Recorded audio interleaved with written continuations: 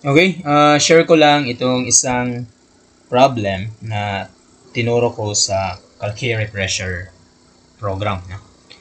So, bale, ito lumabas noong March 2026. Okay? So, bale, sa problem, sabi, the north and S coordinates of point B for the situation shown are most nearly, sa ganun, no? So, ano daw yung northing tsaka S-ting nung point B? Okay? So, isolve lang natin yung problem. Madalian lang, no? Utilize lang natin yung choices, then makukuha na natin yung sagot. So, kung nakasubaybay ka sa page ko, shinare ko yung unang technique nito no? Pero ano yun? Sa yung dalawang circle. No? So, the same concept din yung gagamitin ko dito. So, bale, kunin lang natin yung northing tsaka esting nito. So, take note, una niyang sinabi dito is north. So, meaning yung itong mga numbers dito, mga north yan. Ha? Then, S naman yung dito. Okay? So, this is north, this is S. So, pag S, bali along x-axis yan. Ha? Pag north, so sa y-axis. So, yung gagawin lang natin, ilalagay lang natin yan sa complex. Okay? So, ito, get itong A lang, yung i-model mo. So, punta ka ng mode complex. So, yung S-ting yung mauna kasi yung format ng complex is x plus yi, di ba? So, kumbaga, 850 plus 1,300. Lagyan mo lang ng I. Then, store na natin yan sa A. Ngayon, i-utilize natin yung choices kasi andyan na kasi yan no? Sayang naman hindi mo i-utilize, di ba? Hindi mo mapapabilis yung calculation mo, no? So, bali yung B, yan lang natin. So, punta lang tayo ng absolute. Lagyan natin. Ito yung mga coordinates ng B naman. Minus ko lang ng coordinates ng A. So, pag kukunin ko yung absolute ng B minus A, yung makukuha ko yung distance between sa kanila, na? Kumbaga, yung 430.116. Kung saan dito sa choices, yung makakuha ng 430.116, yun na yung sagot mo. Okay? So, model natin yung sa B.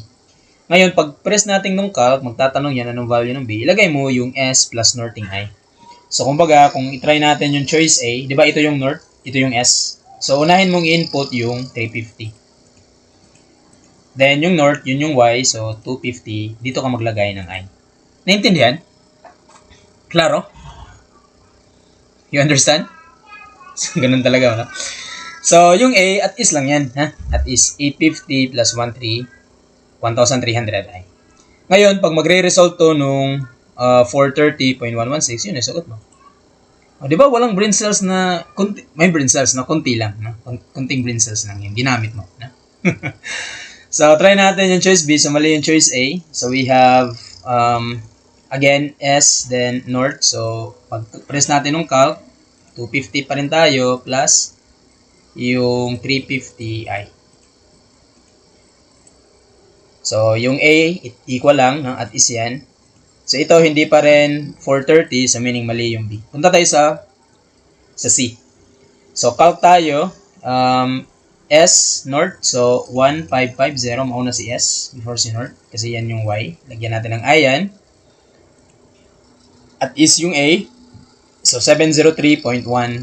So, meaning, yung sagot, letter D, na? Kasi, mali na yung ABC, na? So, wag mo na i-check yung D. Yan na talaga yung sagot. De, vero lang, na? Check mo pa rin, ha? So, check pa rin natin. Baka kasi ikaw yung mali, no? Di ba? Hindi mo ba naisip yun? Baka ikaw yung mali, no? So, dapat i-check mo lahat, no? Hindi pwedeng, mali yung ABC. Ito na, sure na ako. Hindi ko na i-check to, no? O, paano naman yung possibility na baka ikaw yung mali, no? So, dapat i-try natin i-check yan. So, i-check lang natin yung choice D din. So, we have 1,200 plus 155i, 550i. So, makukuha natin the same value nito, 430.116. So, therefore, yung sagot is letter D. Ganun kabilis, na? Ganun kabilis. Pwede mong i-lock in yung sagot mo if you verify yung dito sa point C, na? So, dapat yung distance between B and C should be 390.512. So, yung gagawin lang, papalitan ko lang to ng C to get yung coordinates ng B, to get the distance nung between B and C. So, mag-press ako ng calc, ito pa rin yun, ito yung sagot, di ba? Yung 1,200 plus 1,550. So, meaning, i-input ko lang yung C. So, mauna si S again, so 900 plus yung 1,800i. Ayan. So, pag mag-result niya ng 390.512, so letter D talaga yung sagot. So, nag-result siya. So, therefore, the answer is letter D. Okay? So, ganun ka bilis, na? So, i-check mo lang yung choices. Andyan na kasi yan, no? Sayang naman pag di mo utilize, na? So, may mga method naman na pwede natin gamitin just to utilize yung mga choices. Okay? I think that's it, no? So, yan yung gusto kong i-share din ngayong araw. Okay? Thank you. See you, no? Magpo-post pa ako ng mga, mag-share pa ako ng mga, mga lecture videos.